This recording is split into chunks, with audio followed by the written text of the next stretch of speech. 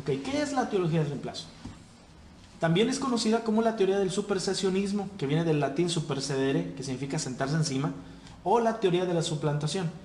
Es una doctrina que enseña que la Iglesia ha sustituido a Israel en todos los pactos y en todas las promesas de Elohim, que el tiempo en el que Israel fue pueblo de Elohim terminó con la resurrección y por tanto todas las promesas que se le aplicaban a los israelitas ahora solo se le aplican a la Iglesia gentil. Es una ideología satánica implantada en el Concilio de Nicea, ya de manera oficial, pero ya desde antes existía, por Constantino y por los padres de la Iglesia. El espíritu del antimesías opera libremente en la teología del reemplazo porque él la inspiró. La teología del reemplazo es el fundamento doctrinal principal del cristianismo. Tan solo en mencionar la palabra cristiano se puede notar el reemplazo del término mesiánico que viene de Mashiach por el griego cristiano que viene de Cristos. El cambio del Shabbat al domingo, el festejo del nacimiento del Salvador el 25 de diciembre, ahora que viene Navidad, que fue el día que nació Tammuz, la celebración de la Pascua de Istar, en lugar del Pesach bíblico, la suplantación en importancia del Brit Hadashah sobre el Tanaj, llamándole antiguo al Tanaj. Sin embargo, a pesar de todas esas cosas tan horribles, no existe más grande reemplazo que el espíritu del antimesías ha podido lograr entre el pueblo de Elohim que el de eliminar de sus labios la pronunciación del nombre sagrado de Yeshua, el único nombre, sobre todo nombre, en quien hay salvación, y lo cambiaron por Jesús. Y no se diga el nombre del Padre, que también totalmente lo han perdido. Por lo tanto, y póngame bastante atención si lo quiere conceptualizar, el cristianismo es la religión que surge a partir de la interpretación helenista, o sea, griega, de la vida de Yeshua y de los escritos apostólicos, cuya gestación comenzó a partir de finales del primer siglo y se completó oficialmente en el año 325 en el Concilio de Nicea. Hablemos entonces del Concilio de Nicea. El primer Concilio de Nicea fue una reunión de obispos cristianos en la ciudad de Nicea, en lo que hoy es Turquía, convocada por el emperador Constantino, del jueves 20 de mayo al sábado 19 de junio del año 325. Este concilio ecuménico fue el primer esfuerzo en obtener un consenso en la Iglesia del Imperio mediante una asamblea donde estaban representados todos los que eran parte de la cristiandad de ese tiempo, o más o menos, porque de los 318 obispos que estaban allí, solo 5 eran del lado oriental del Imperio Romano. En esa reunión fue que la Iglesia triunfante por fin pudo homologar sus doctrinas a lo largo del Imperio Romano, tildando de herejes a todo aquel que no se apegara al liderazgo de Roma en cuestión de dogma de fe. Entre los asuntos tratados en el concilio estuvieron la doctrina de la Trinidad, la divinidad y la preexistencia del Mesías, la celebración de la Pascua de Istar y el cambio del Shabbat por el domingo. Es necesario hacer notar que el concilio de Nicea no vino a obligar a nadie a hacer nada que no estaban haciendo ya. En realidad el motivo del evento fue para establecer un conjunto de doctrinas homologadas del cristianismo romano, a eso se le llamó ortodoxia, y así saber discernir cuando alguien creía o predicaba una herejía, es decir, una doctrina no aceptada por la mayoría. Hemos pensado que herejía es algo malo, no necesariamente una herejía es algo que no va de acuerdo a lo que la mayoría dice que es lo correcto. Entonces ya le pone en perspectiva las cosas, ¿no? Si la mayoría están desviados de la escritura, entonces guardar la escritura sería considerado una herejía. El concilio fue una celebración de la victoria del credo sobre los laicos. La escritura le llama nicolaísmo y Yeshua lo odia. Apocalipsis 2:6 dice, pero tienes esto, que aborreces las obras de los nicolaitas, las cuales yo también aborrezco. Apocalipsis 2:15 dice, y también tienes a los que retienen la doctrina de los nicolaitas, la que yo aborrezco. Cuando terminó el concilio de Nicea, se expidió esta carta. De la carta del emperador Constantino a todos aquellos no presentes en el concilio. Esto está en Eusebio Vita Constantino, libro 3, del 18 al 20, y dice, cuando el asunto acerca del sagrado festival de Pascua salió a relucir, universalmente se pensó que sería conveniente que se celebrara en un solo día, porque ¿qué sería más hermoso o más deseable que ver este festival a través del cual se recibe la esperanza de la inmortalidad, celebrado por todos de común acuerdo y de una misma manera? Fue por esto declarado particularmente indigno que en el más sagrado de los festivales se sigan las costumbres de los judíos, quienes han manchado sus manos con el más horrendo de todos los crímenes y cuyas mentes han sido enceguecidas. Rechazando su costumbre, nosotros transmitiremos a nuestros descendientes el modo legítimo de celebrar la Pascua, la cual hemos observado desde los tiempos de la pasión del Salvador según el día de la semana. Por lo tanto, no debemos tener nada en común con los judíos porque el Salvador nos ha mostrado otro camino. Nuestra adoración debe seguir un curso más legítimo y conveniente, el orden de los días de la semana. Y consecuentemente, adaptando este camino en unanimidad, deseamos, queridos hermanos, separarnos de la detestable compañía de los judíos. Porque es verdaderamente vergonzoso para nosotros escucharlos jactarse diciendo que sin su dirección no podríamos guardar esta fiesta. ¿Cómo pueden estar en lo cierto aquellos que después de la muerte del Salvador no han sido guiados por la razón, sino por la violencia salvaje, alentados por su propio engaño? Ellos no poseen la verdad sobre este asunto de la Pascua porque en su ceguera y repugnancia hacia toda reforma celebran 2 Pascuas en el mismo año. No podemos imitar a aquellos que están abiertamente en el error. ¿Cómo entonces podríamos seguir a estos judíos que están ciertamente ciegos por el error? Puesto que celebrar la Pascua 2 veces al año es absolutamente inadmisible. Por cierto, hermanos, esto no está aquí escrito, pero se lo digo yo, bíblicamente sí se puede celebrar 2 veces la Pascua. Continuamos. Incluso si esto no fuera así, sería aún un deber el no manchar nuestra alma teniendo relaciones con gente tan perversa. Se debe considerar no solo que el número de iglesias en estas provincias es mayoritario, sino también el hecho de que es correcto que exijamos lo que nuestras razones aprueban y que no debemos tener nada en común con los judíos. Los padres nicenos y postnicenos, Dr. Henry Percival, volumen 14, Grand Rapids, Airmans, 1979, páginas 54 y 55. Nada más mire la profesión de fe que sucedió después de esto en la iglesia de Constantinopla. Yo renuncio a todas las costumbres, ritos, legalismos, panes sin levadura y sacrificios de corderos de los hebreos y a todas las otras fiestas de los hebreos, sacrificios, oraciones, aspiraciones, purificaciones, santificaciones, propiciaciones, ayunos, lunas nuevas, Shabbat, supersticiones, himnos y cánticos, observancias, sinagogas y la comida y bebida de los hebreos. En una palabra, yo renuncio a absolutamente toda superstición judía de toda ley, rito y costumbre. Y si más adelante yo niego esto y regreso a la superstición judía, o si me encuentran comiendo con los judíos o ayunando con ellos o secretamente conversando y condenando a la religión cristiana, en lugar de abiertamente confutarlos y condenar su vana fe, entonces que el temblor de Caín y la lepra de Giesi se adhieran a mí, además de los castigos legales de los que yo reconozco que soy responsable, y que yo sea anatema en el mundo venidero y que mi alma sea lanzada con Satanás y con los demonios. Esto está registrado por Stefano Asemani, Acta Sanctorum Martyrium Orientalitum ad Occidentalium, volumen 1, Roma 1748, página 105, y está citado por otros autores allí. Esta es la profesión de fe que fue instituida bajo el reinado de Constantino y su religión estatal, que se dio a la tarea de amalgamar las creencias cristianas con las diferentes religiones paganas de su tiempo en el siglo IV, lo que dio lugar a la Iglesia Católica Romana y últimamente a la Iglesia Protestante moderna. Es muy interesante notar que las cosas que los cristianos estaban ordenados a renunciar eran las reglas de la Torá que estaban observadas y practicadas por Yeshua y los apóstoles. ¿Se acuerdan de los nazarenos? Bueno, era justamente lo que ellos hacían. Entonces, si nosotros renunciáramos a todas las cosas judías, por definición deberíamos renunciar al Mesías, porque pues Yeshua fue y es judío. Una aclaración importante.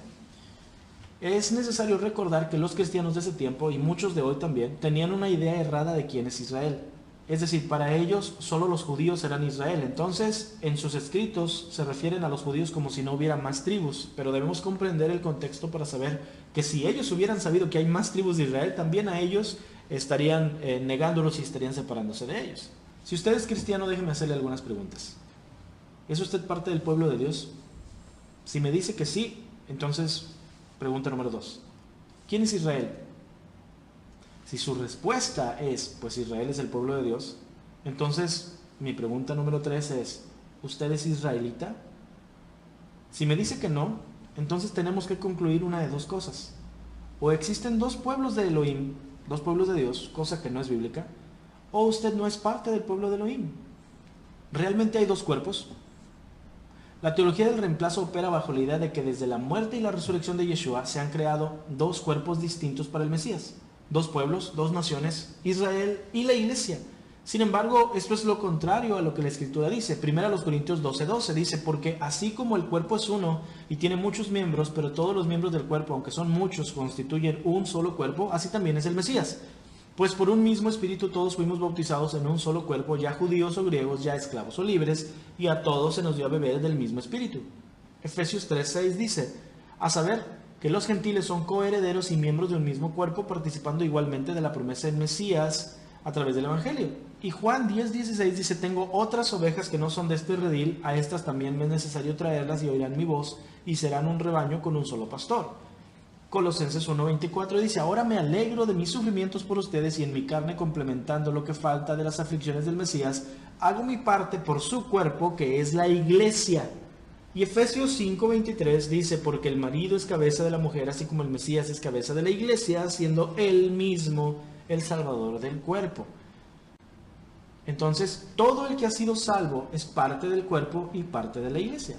Colosenses 1:18 dice, él es también la cabeza del cuerpo que es la iglesia, y él es el principio, el primogénito de entre los muertos, a fin de que él tenga en todo primacía. Y la iglesia es de Yeshua eternamente. Efesios 3:21. A él sea la gloria en la iglesia y en Yeshua HaMashiach por todas las generaciones, por los siglos de los siglos. Amén. Mencioné mucho la palabra iglesia. El problema está en que la iglesia, entre comillas, tiene la idea de que ella, la iglesia, es una entidad separada de Israel, cuando en realidad la iglesia es Israel. Y no me refiero a la Israel espiritual, me refiero literalmente a la iglesia es Israel. Veamos esto. ¿Qué es la iglesia? La iglesia, que es el Strong 1577, viene del griego eclesia, que significa una convocatoria, una reunión popular, una congregación religiosa, especialmente una sinagoga judía o una comunidad cristiana, y también significa asamblea. En la escritura, iglesia siempre es sinónimo de congregación, asamblea y sinagoga. Es un error entonces creer que la iglesia es una institución cristiana, ya que por definición la iglesia es una reunión de personas. ¿Ok? Seamos bien claros. La palabra iglesia significa reunión de personas. Así es que cuando usted se reunía de niño a jugar fútbol con sus amigos, eso es una iglesia. Cuando usted se reúne a cenar, es una iglesia con sus familiares. La palabra iglesia bíblicamente significa reunión de personas. ¿Ok? No nos pongamos aquí muy santificados en ese aspecto. Iglesia significa reunión de personas. Téngalo en cuenta. Entonces, ¿cuándo inició la iglesia? Al cristianismo le gusta decir que la iglesia inició el día de Pentecostés, cuando el Espíritu Santo descendió sobre los apóstoles en el aposento alto. Hay por lo menos 3 errores en esa afirmación. El más importante es que la iglesia es mucho más antigua. La Biblia dice que la iglesia inició en el monte Sinaí. Hechos 7:38.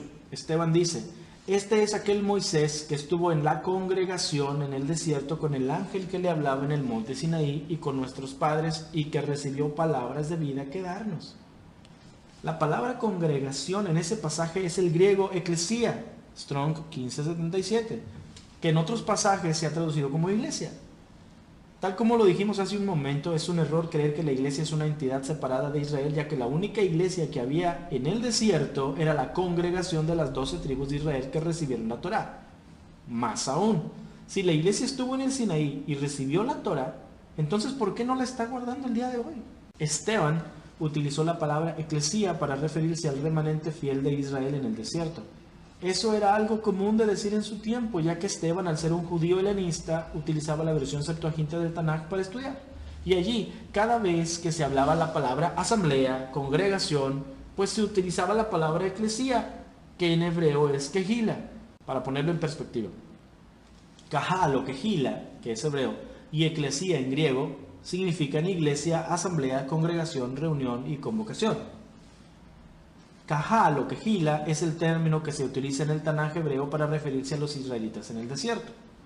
Esteban leía el Tanaj Septuaginta en griego. Esteban no decía Kahal, Esteban decía eclesia.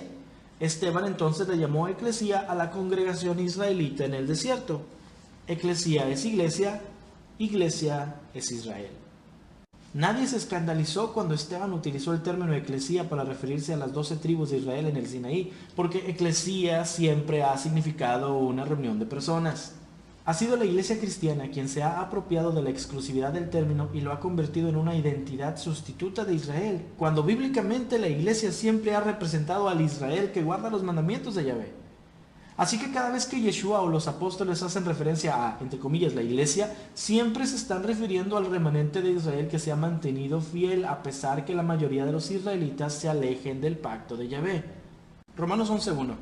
¿Acaso ha desechado Elohim a su pueblo? De ningún modo, porque yo también soy israelita, descendiente de Abraham y de la tribu de Benjamín. Elohim no ha desechado a su pueblo, al cual conoció con anterioridad.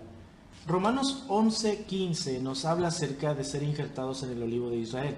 Dice, porque si su exclusión es la reconciliación del mundo, ¿qué será su admisión sino vida de entre los muertos? Si las primicias son santas, también lo es la masa restante. Y si la raíz es santa, también lo son las ramas. Pues si algunas de las ramas fueron desgajadas y tú, siendo olivo silvestre, has sido injertado en lugar de ellas, ahí debería decir entre ellas, por cierto, esto es teología del reemplazo, y has sido hecho participante de la raíz y de la rica savia del olivo, no te jactes contra las ramas, y si te jactas, sabe que no sustentas tú a la raíz, sino la raíz a ti. Pues las ramas, dirás, fueron desgajadas para que yo fuese injertado. Bien, por su incredulidad fueron desgajadas, pero tú por la fe estás en pie.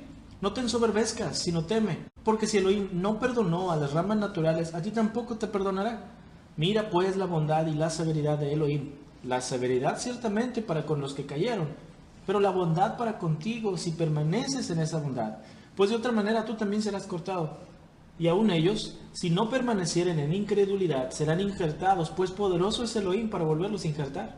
Porque si tú fuiste cortado del que por naturaleza es olivo silvestre y contra naturaleza fuiste injertado en el buen olivo, ¿cuánto más estos, que son las ramas naturales, serán injertados en su propio olivo? Porque no quiero, hermanos, que ignoren este misterio, para que no sean arrogantes en cuanto a ustedes mismos, que le aconteció a Israel, y aquí se está refiriendo a la casa de Judá, endurecimiento en parte, hasta que haya entrado la plenitud de los gentiles, la casa de Efraín. Y luego todo Israel será salvo, como está escrito, vendrá de Sión el libertador que apartará de Jacob la impiedad. Y luego Pablo dice en Efesios 2:11, recuerden pues que en otro tiempo ustedes los gentiles en la carne, llamados sin circuncisión por la tal llamada circuncisión hecha por manos de carne, recuerden que en ese tiempo estaban ustedes separados del Mesías, excluidos de la ciudadanía de Israel, extraños a los pactos de la promesa, sin tener esperanza y sin Elohim en el mundo. Pero ahora en el Mesías Yeshua, ustedes que en otro tiempo estaban lejos han sido acercados por la sangre del Mesías, porque Él mismo es nuestra paz, quien de ambos pueblos hizo uno, derribando la pared intermedia de la separación. Así pues, ustedes ya no son extranjeros ni advenedizos, sino que son conciudadanos de los santos y miembros de la familia de Elohim, edificados sobre el fundamento de apóstoles y profetas, siendo Yeshua HaMashiach la piedra angular. Entonces, ¿cómo podríamos no ser de Israel si ahora somos ciudadanos de Israel? No tiene congruencia. Sin embargo, se siguen aferrando al hecho de que la iglesia es el Israel espiritual, o la iglesia ahora es el verdadero pueblo, porque según ellos tiene fundamento bíblico. Y le voy a decir dónde está. Entre comillas, fundamento bíblico. Mateo 16:15. Yeshua les dijo, ¿y ustedes quién dicen que soy yo? Y respondiendo Simón Pedro le dijo, tú eres el Mesías, el Hijo del Elohim viviente. Y Yeshua respondiendo le dijo, bienaventurado eres, Simón, hijo de Jonás, porque esto no te lo reveló carne ni sangre, sino mi Padre que está en los cielos. Yo también te digo que tú eres Pedro, y sobre esta roca edificaré mi iglesia, y las puertas del Hades no prevalecerán contra ella. Las Escrituras enseñan que Israel sería reconstruido y restaurado. Está establecido claramente una y otra vez que la división de los reinos de la casa de Efraín y la casa de Judá un día va a llegar a su fin y volverán a ser uno. Y sabemos que es el Mesías quien debe hacerlo. Así que si Yeshua edificara la iglesia y la establece como algo distinto a Israel, entonces Yeshua contradeciría todo lo que el Tanaj está diciendo que debe hacer.